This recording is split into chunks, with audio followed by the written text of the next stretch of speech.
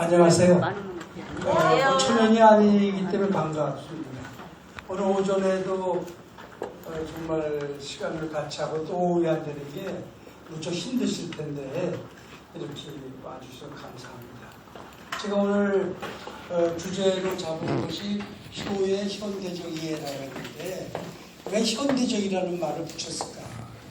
우리의 머릿속에는 과거의 효에 대한 관념이 사실은 전통적으로 들어있습니다. 그러다 보니까 요새 젊은 아이들한테 효 얘기하면 듣기 싫다고 해요. 효가 싫고 옳고가 아니고 아니 고리타분하다 그런 거예요. 그래서 지금 21세기에는 효를 어떻게 정의하고 있는가 라는 것을 좀 말씀 올릴 거고요.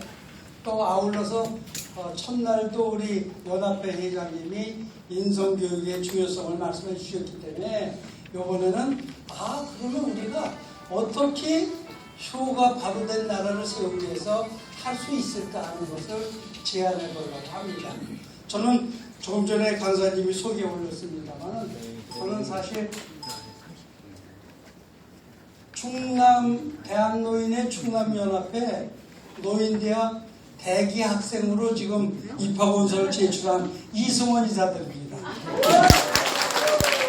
이 자리에는 저희 노인대학의 대선배님들이 계셔서 제가 굉장히 쫄아요. 많이 쫄아요. 그러나 만약 신입이 돼서 8월 6일 입학하게 되면 좀 잘 이끌어 주시고 지도해 주시면 우수한 학생이 되도록 노력하겠습니다.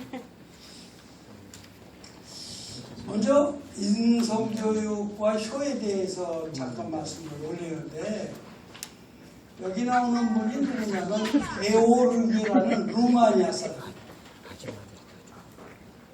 게오르기라는 루마니아 사람인데 이분은 유명한 책을 썼죠. 뭘 썼냐면 25시라는 책을 썼습니다. 우리나라의 한때 베스트셀러였었고 세계적으로도 베스트셀러입니다.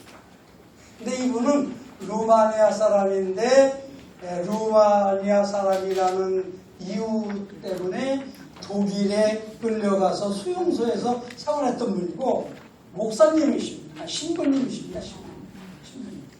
이분이 한국을 어떻게 얘기했냐면 이렇게 얘기했어요. 한국의 노인 공격은 다른 문명국의 모범이 되고 있다. 아울러서 뭐라고 얘기했냐면 세계 어디에서도 노인이 한국만큼 대우받는 곳은 없다고 한국을 극찬하십니다. 신부님이신데. 근데 제가 언제 얘기해요? 1980년대 때 저분이 얘기했습니다. 오늘 저분이 이 자리에 오시면 저렇게 다시 얘기할까요? 얘기 안 할지도 몰라요. 그런가 하면 또 한 분을 소개해 올리는데 여러분들 아시는 분 아시죠? 이 토인비라는 분은 너무 유명한 학자입니다. 세계에서 제일 유명하다고 할 정도의 유명한 분이에요. 아놀드 토인비라는 분이 있는데 이분은 원래 경제학자였는데 나중에 역사학자로 더 유명해지신 분입니다. 이분이 자유시장 경제라는 용어도 이분이 만들어놓은 거고요. 산업혁명, 산업시대라는 용어도 이분이 처음 책이 나온 거예요. 앞으로 미래를 제4차 산업시대라고 하잖아요. 이런 용어를 만드신 분이 이분이에요. 이분이 뭐라고 그러셨냐면 83세 때 이분 몇 살에 돌아가셨어요? 계산해보면 86세에 돌아가셨는데 83세 때 처음 대한민국에 대해서 소개를 합니다. 처음 대한민국의 효사상과 경로효천 정신과 가족 제도를 설명 들으시고 이분이 눈물을 펑펑 흘렸다는 거예요. 내가 왜 이걸 진짜 몰랐냐. 그렇게 훌륭한 나라가 동방에 대한민국이라는 나라가 있구나라고 저분이 찬스를 보냈어요. 그러면서 그때 어느 분이 질문했어요. 기자가. 박사님, 지구가 멸망하고 달나라로 모두 이사를 가게 되면은 몇 가지만 추려가게 되는데 꼭 가지고 가야 될 게 20개라면 뭐가 들어가야 되겠습니까? 질문했어요. 그 답이 뭐였을까요? 예. 이야기를 이분이 이렇게 했어요. 효와 경로 사상이 아름다운 한국의 무슨 제도를? 가족 제도를 포함시키겠다. 이 지구상에서 가장 귀한 거를 부리고 뭐고 이렇게 뽑아가는데 그 중에 20개를 뽑는다면 우리나라 가족 제도를 뽑겠다고 하시는 거예요. 얼마나 감동적인 거예요. 그런데 그런 가족 제도가 지금도 돼 있어요? 안 돼 있어요? 다 무너졌어요. 다 무너졌어요. 저 가족 제도는 뭡니까? 할아버지와 아들과 손주가 같이 살던 세대입니다. 그러면 지금 무너진 건 탓할 거 아니고 어쨌든 저런 석학들이 우리나라를 극찬했어요. 그리고 참고로 더 넘기기 전에 본다면 이 게오르그도 몇 살 사셨냐면 76세 사셨어요. 그리고 요분은 86세 사셨어요. 그러니까는 앞으로 효를 위해서 활동하는 사람은 몇 세는 살 것 같아요? 96세 이상 살. 그래서 이 자리에 계신 분은 앞으로 효를 실천하시면 다 96세 이상 사실 거예요. 이미 96세 되신 분 여기 계신가요? 그런 분. 그리고 또 한 분이 있어요. 게리 베이커 교수라고 있는데 이분은 돌아가신 지 얼마 안 됐어요. 3년밖에 안 됐어요. 3년. 현대분이에요. 현대분. 노벨 경제학상을 타시는 분이고 미국 분인데 이분이 무슨 얘기를 하냐면 이런 얘기를 하는 거예요. 한국인은 전통적인 대가족 제도와 효 사상으로 무엇을 이루었다? 한강의 기적을 이뤘다. 한강의 기적을 이룬 것은 물론 박정희 대통령의 역할도 있었겠지만 뭐냐면 가족제도와 효사상 때문에 됐다는 거예요. 여러분 여기 독일 갔다 오고 광복으로 갔다 오신 분 있는지 모르겠는데 또 월남 전선에 갔다 오신 분 있는지 모르겠는데 또 아라비아에 가서 노동하신 분도 계셨죠? 왜 갔습니까? 부모님 먹여 살리라고 한 거예요. 그때 젊은 사람들이. 나 하나 입시, 나 하나 잘 살라고, 나 하나 잘 먹으려고 한 게 아니에요. 우리 그 당시에 청년들은요, 우리 또래예요. 우리들은 뭡니까? 대를 잃고 부모를 못 사는 것을 해서 큰 걸 희망해서 몇 대 1의 경쟁을 잃고 월남도 갔던 월남 군대에서 차출했지만 그것도 선택했지 않습니까? 그렇게 갔다 왔어요. 그래서 이룬 것이 그래서 세계적인 석학들이 우리나라의 뭐를 가장 부러워하고 있냐면 효사상과 경로를 제정했죠. 그리고 가족들을 칭찬하고 부러워하고 했던 거예요. 앞으로 이 두 가지 가치를 잃어버린다면 한국의 뭐는 어떻게 해? 제도약은 없을 것이라고 저는 얘기했어요. 며칠 전에 한 달 전 됐을 거예요. 짐 로저스라는 사람이 우리나라에서 특강을 했어요. 짐 로저스. 이분은 세계에서 투자의 왕, 기가 막힌 투자왕. 투자한 것에 이득을 몇 배 남겼냐면 4,300배를 남긴 사람이에요. 투자를 하나 가지고. 그러니까 100만 원 가지고 땅 투자했다면 4,300배를 올렸대. 야, 우리 10% 이자만 받아도 괜찮아. 그런 분이에요. 짐 로저스라는 분. 이분이 최근에 와서 우리나라에 강의했어요. 그분이 뭐라고 얘기했는지 알아요? 대한민국에는 투자할 곳이 없다고 그랬어요. 이제 희망이 없다고 그랬어요. 희망이 없다고. 왜냐하면서 여러 가지 나와요. 그거 다 얘기할 수는 없고 거기 중에 나오는 게 뭐냐면 젊은이들이 눈빛이 옛날에 우리 때 눈빛하고 달라지는 거예요. 지금 30만 명이 모델하고 지금 노량진에서 고시학원 다니고 있는지 아세요? 공무원 되려고. 공무원 시험이 100대 70대 막 그래요. 공무원 되려고 젊은 애 석학들이 모이는 것은 그 나라는 희망이 없대. 창업할 줄 알고 새롭게 도전할 때 이런 젊은이들은 그렇게 됐어야 되는데 어떻게 옛날에 공무원 시험은 3대1 정도예요. 많아야 10대1 이런 됐었죠. 그런데 이게 100대1 되는 나라가 어디 되는 거예요 이게. 젊은 애들이 다 안주할 자리만 찾고 있는 거예요. 좋은 직장만 찾고. 그게 아니고 새롭게 만들고 도전하고 창의하고 이런 게 도전해야 되는 것이죠. 그랬어요. 근데 이왕 그 양반 얘기했으니까 그 양반이 한국의 앞으로의 미래 투자할 거는 농사라고 그랬어요. 여기 농사 짓는 분 계시면 농사라고 그랬어요. 그 이유는 있어요. 그거 아니면 우리나라 큰일 난다. 거기 투자를 말하겠지. 지금 늦지 않을 때 제일 저평가되어 있고 방법이 있다는 거야. 그냥 말이야. 그리고 가장 투자할 수 있는 것은 남북 통일이 되면 북한에 투자를 해야 되지. 뭐 그런 얘기를 하십니다. 그런데 저는 왜 이런 시간을 만들었냐면 이제 살 수 있는 길이 뭐밖에 없다? 뭐 얘기하고 싶어 할까요, 제가? 농사 짓는 얘기 아니고 효밖에 없다. 효다 이거야. 이제 사람 됨됨이를 이제 만들지 않으면 우리나라 어떻게 될지 몰라요. 가족도 뽀개지고 이웃도 뽀개지고 사회가 갈라지고 이 효의 정신이 이런 인본 정신 이런 것이 바탕을 깔지 않으면 우리 조국의 미래는 저는 제 입장에서는 암담하다. 희망이 적다고 봅니다. 그래서 오늘 이 시간에 효에 대해서 좀 말씀을 올리려고 합니다. 자, 그러면 우리나라의 현재 효에 대한 것이 어떻길래 걱정들 합니다. 우리나라 효 지금 여러분들 아마 얼마 전에 효 계약서라는 얘기 들어봤어요? 들어보신 분? 효 계약서. 요새요 변호사가 효 계약서만 써주는 변호사가 있어요. 자식한테 효 계약서를 쓰는데 뭐냐면 예를 들면 아파트를 전달하면서 걔한테 계약서를 써요. 이 아파트를 너한테 주되 나한테 한 달에 한 번씩 와서 효도 안 하면 그걸 환수한다는 계약서를 써요.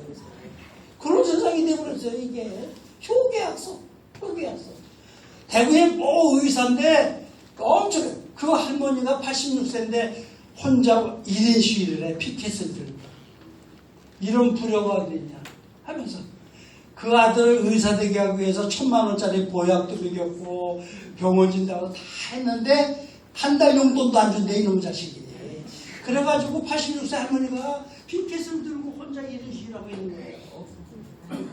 그 외에도 너무 많이 하실 거예요. 이렇게 우리 현실이 어떻게 되고 있느냐. 효가 무너지고 있는 거예요. 이걸 우리 그냥 보고 있을 수는 없잖아요. 그거를 우리가 할 수밖에 없대요. 그래서 첫날 우리 그 연합회장님이 우리의 그 인성교육에 대해서 많이 말씀을 주셨어요. 그래서 저는 반복 안 하려고 그래요. 지금 참 문제가 많아요. 세대 간의 갈등, 그 다음에 뭐 여러 가지 등등 이런 것이 정말 염려스러워요. 정말 한심한 걱정스러워요. 그러면 이 걱정스러운 얘기를 하면서 한 가지 질문을 한번 던져보겠습니다. 자, 인성교육진흥법이라는 게 2015년에 생겼는데 세계에 인성지능법이 있는 나라가 몇 개 나라나 될까요? 한 10개? 3개? 인성교육법이라는 것이 인성교육진흥법이라는 게 세계의 OECD 국가는 다 있을까요? 예를 들면 우리나라 하나밖에 없어요. 우리 하나밖에 없어요. 효가 반듯한 나라였던 우리나라가 세계 각국이 우러보고 배우려던 이 나라가 인성교육법을 왜 냈거든요 말이죠. 국회에서도 이제는 안 되겠다. 이거 강제로도 만들어서 학교에서 교육시켜야 되겠다는 얘기예요. 그래서 인성교육진흥법이라고 만들었고 거기에 인용은 잠깐 보면 그런 게 있어요. 인간으로서의 존엄과 가치를 보장하고 건전하고 올바른 인성을 갖춘 국민을 육성해야 되기 때문에 한다. 뭐 그런 내용은 되어 있고 뭐 자세히 볼 건 없어요. 그리고 인성교육이란 뭐냐? 자신의 내면을 바르고 건전하게 가꾸고 타인 공동체 자연과 더불어 살아가는 데 필요한 성품과 역량을 기르는 목적이다. 해서 법을 만들었어요. 그래서 학교에서는 한 달에 일주일에 몇 시간씩 꼭 인성교육을 해야 되고 그 다음에 국가기관은 인성교육하는데 지원을 해야 되고 이런 법률이 생긴 거예요. 오죽했으면 강제로 법이 없어야 될 법이에요. 조선시대 저런 법이 있어서 한 거 아니잖아요. 그래서 이걸 좀 더 자세히 보면 내용은 이렇게 되어 있습니다. 핵심 덕목이 예, 효, 정직, 책임, 존중, 배려, 소통, 협동이라는 이런 원칙을 정했어요. 동복. 저 8가지를 우리가 지키면 정말 사람들 매미도 되고 사회가 잘 될 것이다. 그래서 그거를 간단히 알기 쉽게 표현하면 예와 효는 뭐냐면 사람의 도리를 알고 내 스스로, 우리 누구나 자기 스스로 나의 도리를 알고 예와 효입니다. 근데 여기 궁금한 게 있죠? 뭐가 빠졌어요? 충이 빠졌죠? 네, 충은 빠졌는데 그 이유는 충은 뭐에 들어가냐면 예에도 들어가고 효에도 들어가기 때문에 뺀 거지. 충정신이 필요 없어서 뺀 건 절대 아니에요. 하여튼 이거는 국가에서 정한 거니까. 그래서 예와 효는 사람의 도리를 첫 번째 알고, 두 번째 자신의 믿음을 쌓기 위해서 정직한 사람이 되고 자기가 맡은 책임을 다하는 그런 사람이 되자. 그 다음에 이어서 먼저 베풀자. 내가 그래 나온 것이 존중과 배려의 정신. 끝으로 함께 실천하자는 의미에서 소통과 협동을 강조하고 있습니다. 근데 이런 거 다 모르셔도 돼요. 이따 제가 다 요약을 해드릴 테니까. 너무 딱딱하죠? 그러면 지금부터 우리가 고민하는 게 인성. 그럼 어떻게 키울 것이냐, 인성을. 어느 면에서 그렇습니다. 우리가 행복하려고 사는데, 지난번에 그 재능 나는 우리 특강 오신 분이 얘기했죠. 태어나서 죽는 데까지를 두 자로 뭐라고 한다? 그때 답해 주시죠. 일생이라고 그러셨죠? 일생. 일생을 어떻게 살아야 된다? 잘 살아야 된다. 잘 사는 게 뭐냐 하니까는 행복하게 사는 거다. 뭐 이런 얘기 나왔어요. 근데 이런 것의 근본은 뭐가 돼야 되냐면 이 행복의 열매를 맺기 위해서는 이 뿌리와 이 바탕이 뭐가 되지 않으면 안 된다. 인생나무로 볼 때 효로 꾸며져야 된다. 효의 마음이 꽉 차 있지 않으면 됨됨이가 된 사람이 되긴 힘들다는 그런 표현입니다. 그래서 우리가 행복하려면 효가 바탕이 돼야 되겠다. 그런 마음을 오늘 간직해 보시면 좋겠습니다. 이미 다 가지고 있는 얘기입니다.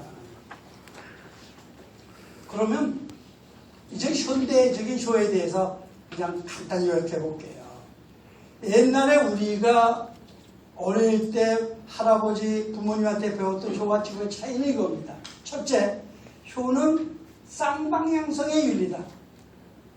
효하면 되게 뭘 생각해요? 자식이 부모를 공양하거나 받드는 것을 효라고 했는데 지금 개념은 그건 아니에요. 그거는 물론 포함되되 쌍방향이에요. 나와 있는 대로 효와 효도는 규율되며 쌍방향이다. 다시 말해서 자식은 부모를 어떻게 해요? 공양해야 되고 부모는 자식을 사랑해야 된다. 그래서 효를 그렇게 생각하셔야 돼요.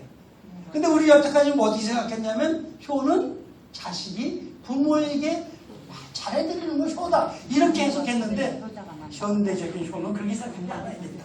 그 다음에 두 번째 나오는 게 뭐냐면 효는 인성교의 기본 덕목인데 긍정적인 언어입니다. 결론적으로 두 자로 얘기하면 효는 사랑의 표현이라고 보면 돼요. 사랑. 그러니까 쉽게 얘기하면 단정한 부르시더라도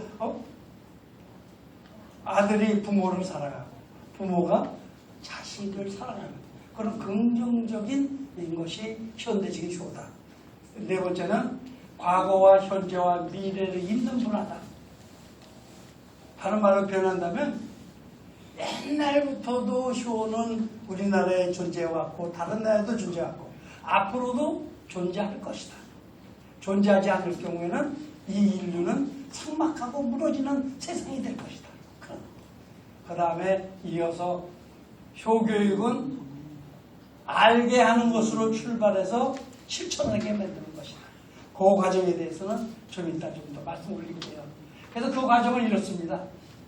앞으로 이제 손주나 우리 자녀를 교육할 때 지금까지 해왔던 거 좀 다른 생각을 하셔야 되는데 이 네 가지 과정이에요. 모든 게 다 그렇습니다만 먼저는 알아야 돼요. 효가 뭔지를 알아야 돼요. 옛날에 전통적인 효 플러스 현대적인 효가 무엇이라는 걸 알아야 됩니다. 그럼 그걸 마음속에 느끼게 해줘야 돼요. 그 다음에는 아이들을 보고 뭐래요? 결심을 하게 됩니다. 나는 매일 할아버지한테 매일 하루에 한 번씩 전화할게. 나는 한 달에 한 번은 할아버지 찾아갈게 하는 우리 다짐을 하게 해야 되는 거예요. 그 다음에는 반드시 어떻게 한다? 실천이 없는 쇼는 저 같은 경우는 개인적인 얘기를 하면 한없이 얘기가 많죠. 누구한테 잘못한 게? 부모님한테 잘못한 게. 제가 4학년 때 유학으로 와가지고 쫙 뭐 있었는데 진짜 저는 불효예요. 지금 생각해보면 불효예요. 나는 솔직히 3가지만 하면 쇼 다 있는 줄 알았어. 내일 내 알아서 하고 공부 잘하고 그러고 대학교 촌촌하고 취직하고 장가가고 아들 낳으면 그게 효인 줄 알았어. 그래서 부모님 걱정 안 시키는 거 그게 효인 줄 알았던 거예요. 근데 이제 보니까 아니야.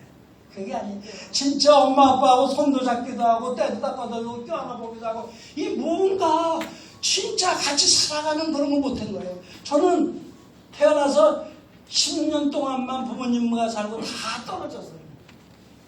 11살 때 집을 떠나가지고 공부하고 그랬습니다. 그 지금 너무 후회스러워요. 너무 저기해요. 그래서 제 손주한테는 지금 강력한 딴 방법도 쓰고 있어요. 솔직히. 후회가 됐어요. 그래서 어쨌든 우리가 진짜 고민하고 싶은 그런 거예요. 이겁니다. 어떤 내용으로 알게 해줄까? 우리 손주를 어떤 내용을 알려줄까? 아빠 말 잘 들어, 엄마 말 들어. 그것만 알릴 것인가? 진짜 어떤 내용을 알다는 고민해 볼 필요가 있어요. 두 번째는 어떤 느낌을 받도록 할 것인가? 가슴으로부터 뭘 느끼게 해줄 것인가? 우리 아이한테. 그런 생각을 해요. 그 다음에 3번째는 그것을 다짐하는데 어떻게 다짐할까? 이런 도구를 만들어야 되는 거예요. 근데 그런 거 일일이 제가 얘기하려면 10시간, 20시간 얘기해야 되는데 오늘 짧게 현대적인 우리 교훈은 뭐만을 말씀을 드릴 거예요. 그 다음에 끝으로는 그렇다면 어떻게 하면 실천할 수 있을까? 이것이 오늘의 우리가 질문을 던져보는 겁니다. 자, 너무 지루하시기 때문에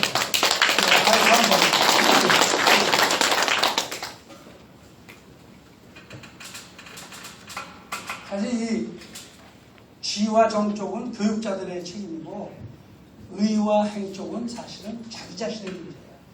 그런데 지금 너무 많이 흐트러져 있어서 우리가 해야 돼요. 근데 저는 이따도 얘기하겠지만 저런 것을 바로 세우는 거를 우리 아들, 딸들이 못 해내고 기대도 못 하겠어, 솔직히. 그래서 저는 나중에 뭘 주장하고 싶어 할까요? 우리가 나서자. 우리 할아버님들이 나서시자. 우리 할머님들이 나서면 된다. 그 얘기를 하고 싶은 거예요. 결론은 나중에. 자, 그러면 100세 사시는 거 무서워요? 안 무서워요? 무서워요. 어느 분은 무섭다 그러시더라고요. 100세가 축복이에요? 재앙이에요? 아니에요. 축복이에요. 무서운 것도 없어요.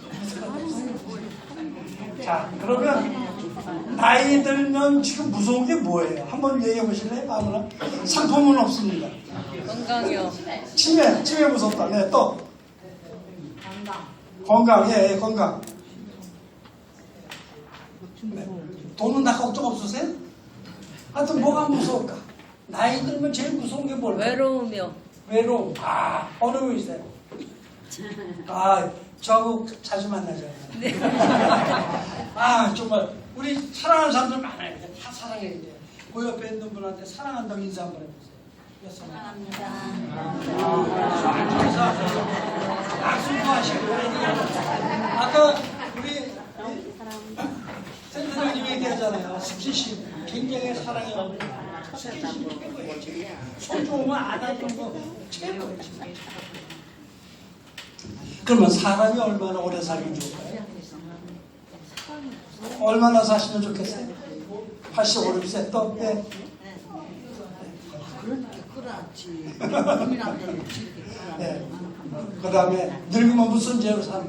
무슨 죄로 우리가 살아야 할까? 이런 답을 주신 분이 계세요. 그분이 누구냐면 이런 차원에서 말씀해 주신 분인데 김용수 박사님. 지난번에 제가 한번 보여드렸는데 그거하고 다른 동영상을 보여드릴게요. 김용수 박사님이 현재는 97세세요. 97세. 지금도 일주일에 3번 강연 다니셔. 일주일에. 대단한 분이에요. 이분이 우리보다 살아봤으니까 이분의 얘기를 한번 들어보겠습니다. 나이 들게 되면 제일 두려운 건 스트레스라는 거예요. 그래서 지금도 일을 비교적 많이 하는데, 예를 들어 말하면 이제 내일 지방에 가서 강연했죠. 토요일 날 또 강연했죠. 일요일에 또 강연했죠. 어떻게 이렇게 월화까지 닷새가 지금 계속돼 있거든요. 근데 그 닷새 강연할 수 있는 건 벌써 일주일 전에 다 준비해 놓고, 그 시간 되게 되면 조금씩 정리하고 하니까 일을 많이 해도 스트레스를 받지 않아요. 항상 일만 있어요.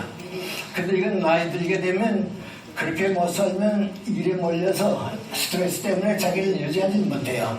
그래서 아마 그게 좀 도움되지 않았나 그런 생각을 하고, 사람이 얼마나 오래 살면 좋냐 그런 생각을 해보는데 마음대로 되는 건 아니고요. 제 생각에는 일할 수 있고 다른 사람에게 작은 도움이라도 줄 수 있을 때까지 살면 좋겠다. 이전에 일도 못하고 다른 사람에게 도움도 주지 못하면 또 살겠다는 건 욕심인 것 같고요. 지금 그렇게 생각하고 있습니다. 그러니까 얼마나 오래 살고 싶으냐, 오래 일하고 싶은 거, 그리고 보람을 무엇을 느끼냐, 도움을 주는 것으로 느끼고, 그래서 살아온 것이 조금은 나에게 도움되지 않았나 그런 생각이에요. 그리고 저는 우리 애들 보고도 하는 말인데요. 정신적으로는 상위층에 속하거든요. 그러나 경제적으로는 중산층이 행복해요. 그래서 이제 나이 들면 첫째는 건강이고요. 그 다음에 경제 문제고요. 그 다음은 고독한 겁니다. 근데 이건 경험해보지 않은 사람은 모릅니다. 그 고독이 얼마나 어렵다 하는 건지 모르는데요. 부부가 같이 살 때 다 이렇게 백년해를 하게 되면 괜찮습니다. 그건 괜찮고요. 부부싸움을 하더라도 부부가 같이 싸우고 있으면 그건 행복한 겁니다. 내 친구가 하나 동양 철학을 하는 친구가 있는데요. 처가가 한양입니다. 한 번 갔다 오더니 나보고 그래요. 그 사는 게 다 다르더라고. 왜 그랬냐. 오래간만에 처가에 가봤는데 장인 장모가 그저 눈 뜨고 싸운다고. 밤새도록 싸운다고. 그래 너무 싸우기 때문에 그러지 말고 우리 한 번은 서울로 가십시다. 우리 집에 가면 좋지 않습니까? 그랬더니 그 장인이 자기 슬퍼더니 자네가 뭐 처갓집 오수야? 그랬더래요. 왜요? 그랬더니 늙으면 싸우는 사는 거야. 싸움할 상대가 없으면 무슨 죄에 살아가냐.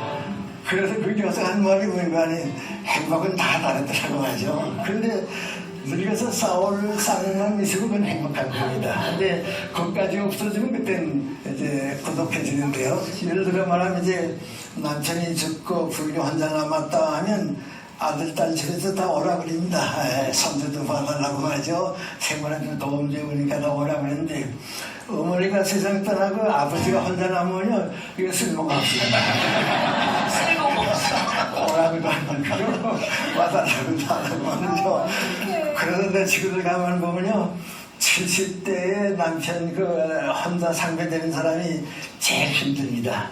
내 친구가 고려대학 교수 선생 교수가 하는 말인데 언제 늙었느냐 그러니까 해가 뜰 때 늙었다니까요. 왜 그랬냐 그랬더니 해갑이 됐거나 안 됐거나 나는 변화가 없는데 다른 사람이 자꾸 늙은이 취급한다는 거지. 예를 들어 말하면 다음날 학교에 가니까 인사가 달라져가지고서 가만 쓱 보더니 건강은 괜찮으시죠? 뭐 그러더라고요. 요새는 뭘 소리를 하세요. 그렇게 그 생활 공간이 좋아지더라고요. 그래서 이제 65세까지 그런 데를 보내고서 정년퇴직하고 이제 가정에 돌아왔는데 나보고 하는 말입니다. 근데 요새는 또 가정 공간이 자꾸 좁아져? 그래요. 왜 그러냐 그랬더니 50대는 뭐 말할 것도 없고 60 될 때까지는 어디 나갔다가 늦게 돌아오려고. 그러면 그 선배 교수 얘기입니다. 마누라가 기다리고 있다 따진다고 말이야. 어디 갔더니냐고 누구 만나냐고 또 옛날 식으로 말하면 또 어느 마담 만나고 하냐고 따진다고 말이죠. 그러니까 살자리가 있었다고 하죠. 60이 또 넘고 나니까요. 일찍 오거나 늦게 오거나 뭐 관심도 안 하고 그래 들어가서 여보 나 왔어요. 그러면 벌써 왔어요? 참 우리 선배님들의 귀한 말씀인 것 같아요. 다 철학이 우리하고 공감이고 우리 마음하고 똑같은 것 같습니다. 그러면 제가 어쨌든 오늘은 강연 시간이니까 이론적인 걸 몇 가지 좀 더 들려드릴게요. 그러면 효의 개념과 기본 원리라는 게 뭐냐는 건데, 참 이 사진 너무 이쁘죠? 네. 얘가 누구예요? 얘가 박인비라는 세계에서 골프 제일 잘 치는 박인비. 이 박인비가 세계 1랭킹 1위예요. 얘가 금메달을 다 따고, 금메달 1등 해서 상을 따고 올 때, 이번에 금메달 따고 올 때, 김포공항에서 제일 먼저 누굴 만나? 누구를 찾아가서 아는 거예요? 할아버지라는 거예요. 그래서 할아버지한테 뭐 걸어드렸어? 금메달도 걸어줘. 이 표정은 진정성이 있어요, 없어요? 있어요. 행복하죠. 이 할아버지의 품이 그래요. 할머니의 품도 마찬가지고. 하여튼 저는 것을 넣는데 이거에 대해서 얘기해보려고 해요. 다 하시는 얘기입니다만은 글자 풀이를 볼 때 이런 거죠. 효란 짝자가 합쳐져 있는 거죠. 다시 말해서 효는 부모는 자식을, 자식은 부모를 생각하는 것을 효라고 하는 거죠. 또 한자로 볼 때 늙을 노와 자식 자자가 합쳐진 게 효자입니다. 효자입니다. 그 얘기는 이런 얘기죠. 어린 자식은 부모가, 늙은 부모는 자식이 물질적으로 부족함이 없으면 해드리는 거. 이게 옛날에 우리가 배운 거고 우리의 생각이에요. 이게. 그런데 제가 근래 공부하면서 만난 것이 이거예요. 영어, 효. 우리가 한글 효를 영어로 쓰면은 요 HYO가 효예요. 그냥 효. 어느 사람이 잘 만든 거예요. 효라고 만들었어요. 이렇게. 효라고. 이게 한글을 영어로 쓰면 효자가 돼요. 그래서 이 효를 풀기를 Harmony of Young and Old라고 이 사람들이 해석했어요. 대학 총장들이 만든 거예요. 책을 내. 그래서 그 내용이 뭐냐면 이런 겁니다. young, 젊은 사람과 old, 누구예요? 우리 노인 어른과 젊은이와 어른이 하모니, 함께 어울리는 것이 보다 효다. 이게 현대적인 거예요. 답이 이거예요. 젊은이와 우리 노인이 함께 어울려서 즐겁게 사는 것이 효다. 과거의 효는 자녀가 부모를 공양하는 걸 얘기했지만 현대의 효는 아니다. 그렇게 새롭게 해석하는 거예요. 그 너무 정말 해석을 잘했어요. 그 조화로운 효를 얘기하죠. 그러니까 지금까지 위에 뒤에 한자의 풀이로 봐서는 가정을 중심으로 얘기한 거고, 지금은 어떻게 얘기한 거냐면 가정뿐만 아니라 사회, 국가, 인류적인 개념에서 효를 풀어가는 겁니다. 그래서 다른 나라에서도 우리 효를 배우러 오고 있는 것이죠. 그래서 효란 상호성을 기초로 하모니를 추구하는 보편적 이타적인 가치이다. 그래서 효란 젊은이와 우리 어른 세대가 한가 어울려가는 그런 것을 효라고 해석하자, 이런 얘기예요.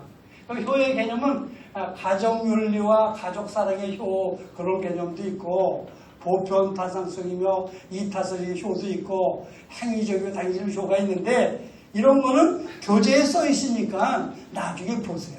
여기서는 지루하니까 설명하지 않겠습니다. 그런데 효의 본질적인 의미는 있어요. 본질적인 의미.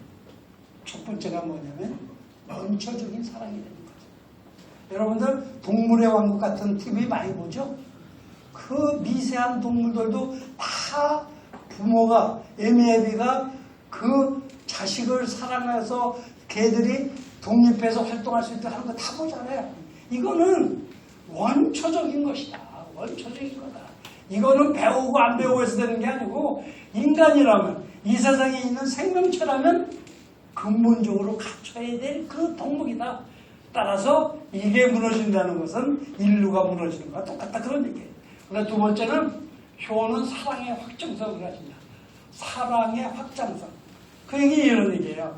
사랑을 부모와 자식 간의 사랑만 하지 말자는 거예요. 두 분이 무슨 사이세요? 이웃이죠. 아, 또 대학원생 동기죠. 동기도 사랑해 주자 이런 얘기. 그게 확장성이에요, 그렇죠? 그러니까 우리가 가족만 사랑하는 게 아니고 이웃 사랑하고 또 선생님은 제자 사랑하고 제자는 스승을 사랑하고 목사님은 신도를 사랑하고 신도는 목사님을 사랑하고 이렇게 확장적인 개념이 됩니다. 모두를 이렇게 사랑하자. 그런 기본의 정신인데 현대주의죠. 그 다음에 이어지는 것은 효는 상대성을 기초로 조화로움을 추구하는 것이다. 우리 인간은 혼자서는 쓸 수 없는 존재라고 그러죠. 다 아시는 이름이에요. 우리는 함께 갈 수밖에 없는 것. 사실 이 자리에 있는 우리는 외로움을 안 타는, 덜 타는데 무엇 때문에 안 타고 있어요? 우리 노인대학 때문에. 노인대학 때문에 안 타고 있는 거예요. 아마 이 노인대학이 없으면 이 중에 반 정도는 서울도로 가신 분, 또는 아들 집에 가셨을 분들이 계시고 이제 안 가고 싶죠? 아, 여기 나도 저도 보니까는 여기 덕산 내려오면서 언제 갈지 몰랐어요. 근데 이제 영원히 살고 싶어요. 여기 그런 거예요. 이게 좋아. 그것이 효다. 근데 효는 어려움에 기반한다. 정말 옳고 그름에 볼 때는 옳음에 우리가 바탕을 둔 것이죠. 어느 것은 원칙을 바탕으로 한 것이죠. 무엇보다도 정직을 바탕으로 한 것이죠. 그 다음에 다섯 번째는 효는 예절, 사람의 도리에 그 기초에 대해 예절의 기초도 되고 나라 사랑하는 충의 기초도 되는 것이 바로 효다. 결론적으로 보면 뭐가 가장 중요한 거예요? 인성교육의 가장 기본은 뭐다? 효다. 그러면 효의 의미를 요약해서 삼통치료라고 돼요. 이게 저를 깜짝 놀라게 얘기해. 제가 교육을 80시간 받았는데 그 중에 제일 와닿던 게 이거예요. 또 요거를 전달하고 싶었어요. 그럼 효라는 것은 삼통이라는데 뭐가 삼통이냐? 이런 얘기입니다. 삼통이란 통교, 통시, 통념의 개념을 가지고 있다는 거예요. 효라는 것은 첫째, 종교적으로 볼 때 모든 종교의 가르침이 뭐더라? 효가 들어있다. 불교를 믿는 분이나 하나님을 믿는 분이나 유교를 숭상하시는 분이나 누구나 볼 때 어느 경전이나 성경을 보더라도 거기에는 효가 담겨있다. 효가 담겨있다. 그래서 성경에는 뭐라고 나와 있어요? 성경에는 부모를 공경하라. 부모 공경 중 불교에는 효는 모든 선을 행하는 근본이다. 이렇게. 저는 한문은 잘 몰라요. 그래서 효경 이런 거 설명 더 못해요. 저는 한글 세대. 저 학교 다닐 때부터 한문이 없어졌어요. 그 다음에 두 번째 개념이 통시인데, 통시는 시대를 초월하더라고요. 효는 옛날이나 현재나 앞으로 미래나 역사적으로 볼 때 인류가 존재하는 우리 바탕이 될 수밖에 없는 것이 효다.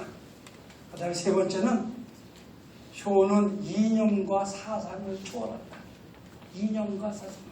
다시 말해서 공산주의든 사회주의든 민주주의든 모든 곳에 조금씩 차이는 있지만 사상을 초월한다. 그래서 결론적으로 얘기하면 효라는 것은 종교를 초월하고 시대를 초월하고 이념을 초월하는 공통점을 가진 것이 효다라고 말씀을 드리고 싶어요. 그러면서 이어지는 그 다음 이야기하기 전에 너무 지루하시기 때문에 한번 재밌는 맛을 한번 제가 못 보여드려서 동영상을 보여드리겠습니다.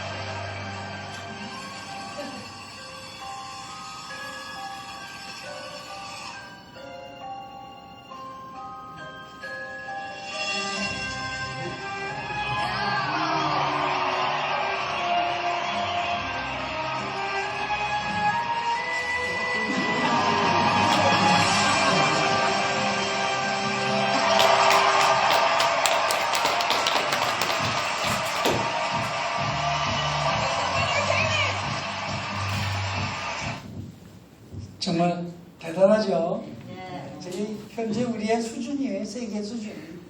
삽교에 서커스 있던데 저거보다 서커스 보니까 재미없더라고요. 대단한 수준의 게 마술인데 그게 다 앞으로 4차 산업시대에는 어마어마한 현실을 우리가 가까운 일에 다 보게 될 겁니다. 그런데 잊지 말을 것은 뭐예요? 효사상. 요거. 저렇게 세상이 바뀌지만 뭐는 있어야 된다? 효사상은 깔아야 된다. 이게 변하면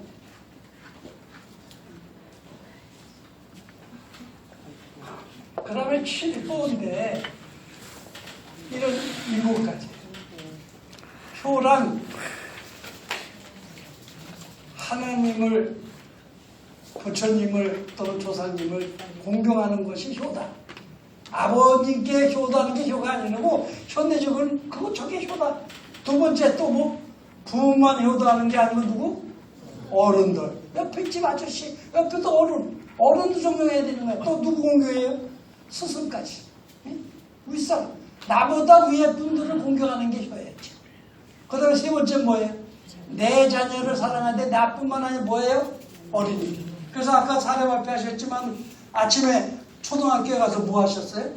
교통지도 하는 거. 이런 게 효 실천이에요. 그러니까 어느 면에서는 우리가 아침에 가서 건널목지도 하는 것은 뭐 하고 온 거예요? 효를 실천하고 온 거로 생각할 수 있는데 효의 개념이 이제는 통틀어서 인간의 활동 모두를 포함시키려고 하고 있는 거예요. 그 다음에 제자를 사랑하는 거. 그 다음에 청소년들을 아끼고 선도하는 거. 그 다음에 가족 사랑뿐만 아니라 뭐예요? 이웃까지. 아파트 살아 보니까는 서로 인사도 안 해. 누가 사는지도 몰랐지. 그런데 제가 서울에서 하다가 충청도에 왔으면 내가 감동을 했어요. 충청도 분들 참 예의 바르세요. 큰 소리를 못 듣겠어. 크락션 소리를 못 듣겠어. 그리고 서울에 고속버스 타고 내려오다 내릴 때 보면 거의 70%가 누구한테 인사하고 내리더라? 기사님한테. 서울에서 버스 타고 인사하는 놈 한 번도 못 보고. 여기서 내릴 때 보면 기사님 수고하셨습니다.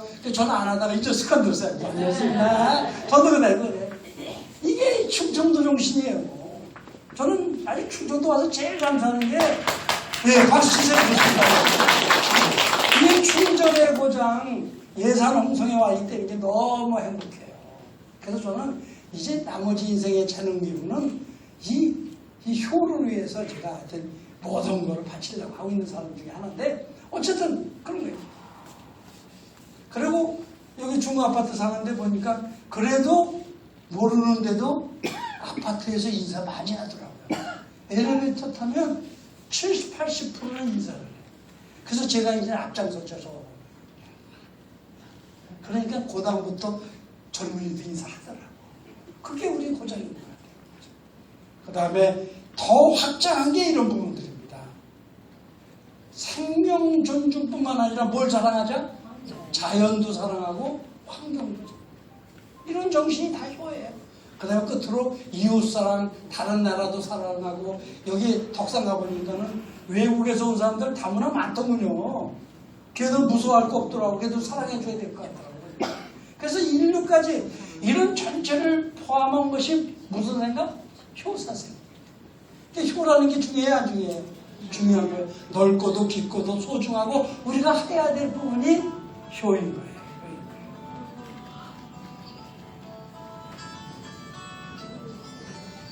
여기에 이런 내용이 책에 거의 다 교재에 적어드렸어요. 이거 안 할게요. 네? 지금은 골차포. 나중에 혹시 손주나 누구한테 가르치려고 무슨 글귀를 하나 생각나면 여기 보셔. 원래 그렇게 봐가지고 그거 인용해서 얘기하시면 되잖아요. 일일이. 그런데 여기는 보기 좋게 딱 세 가지로 나눠져 있는 거예요. 저 하나님이나 부처님을 사랑하는 그런 정신이 성경에서는 어떻게 나왔다? 이렇게 나왔다. 네 마음과 목숨을 다하여 뜻을 다하여 주 너의 하나님을 사랑하라. 이건 우리 경천사상에 대한 거예요. 그 다음에 넘겨볼게요. 부모 어른에 대한 것만 우리 자세히 한번 보자. 성경에 뭐라고 나와 있어요? 노인을 아비 대하듯 하고 젊은이를 형제 대하듯 하라고 디모데전서 5장 1절입니다. 그런가 하면 불교 경전에도 보면 여러 가지 말이 있는데 모든 남자는 내 아버지이고 모든 여자는 내 뭐다? 어머니이다. 그러므로 육도의 중생은 모두 내 부모로 생각하고 섬겨야 한다. 이것이 이런 것을 제가 원고로 해서 다 이렇게 해드렸어요. 그래서 이거는 필요하면 보세요. 필요하면. 오늘 여기서 다시 다 보겠습니다. 자녀에 대한 자녀를 사랑하는 성경에는 자식은 여호와의 주인 기업이요 태의 열매는 그의 상급이라 얘기했고, 불교에는 부모는 자식이 잘 되도록 옳은 방향으로 살아가야 한다. 이렇게 그러면서 요 밑에는 사례까지도 다 적어줬어요. 그러니까 혹시 집에서 손주나 아들하고 얘기할 자료가 필요하면 그때 읽어보세요. 저거에 대한 것은 제가 시간상 지루하니까 생략하도록 하겠습니다. 그 다음에 가족 친인척 관계는 어때야 된다는 이야기입니다. 5번째는 나라 사랑, 국민 사랑을 하라는 것이 성경에도 나와 있고 불교 경전에도 있고 우리 유교 경전에도 나와 있어요. 이렇게 하라는 게. 또한 6번째로 생명을 존중하고 자연을 사랑하고 환경 보호하라는 것도 성경에 이렇게 나와 있고 또 경전에도 나와 있고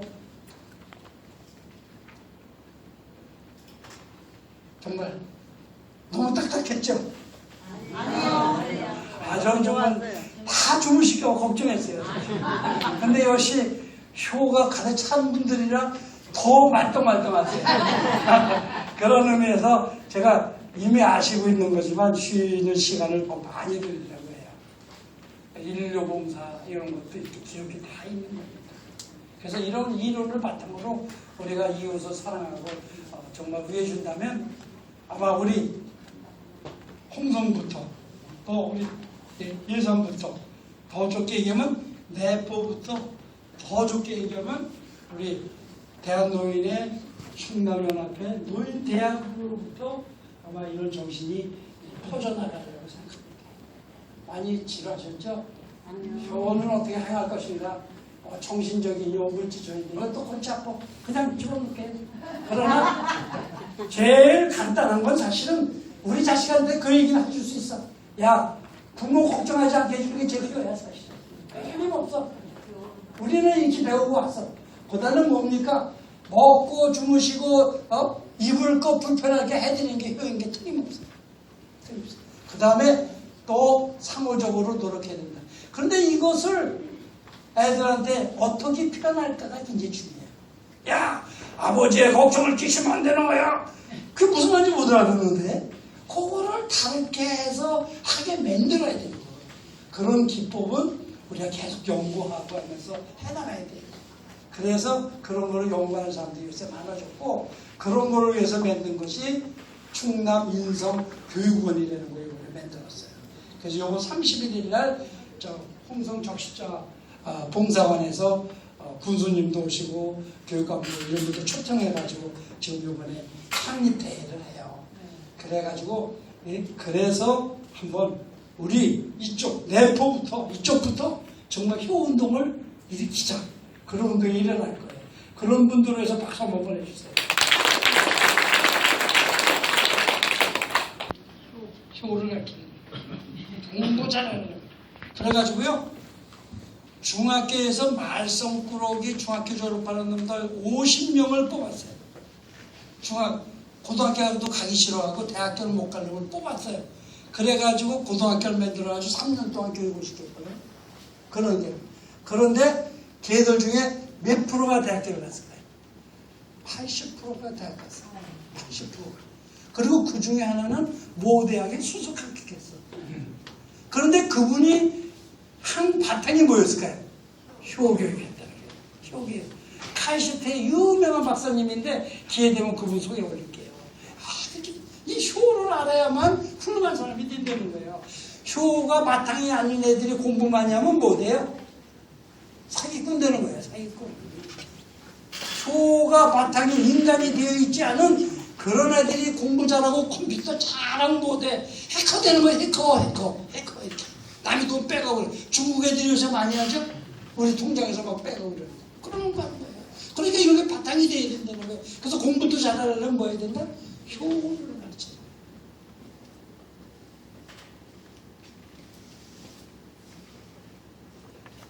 여러분 너무 지루하셨기 때문에 다른 우리 박수가 너무 좋다며 그래서 제가 이거를 하나 가져오게 했어요. 이건 몇 분들은 아시는데 다 아시는 얘기죠. 손바닥에 있는 345개의 경혈과 14개의 기맥을 시작하면 장기 기능이 활성화되고 전신 기능이 바뀌어 있다. 지난번에 노래 강사님도 하시는 것 같더라고요.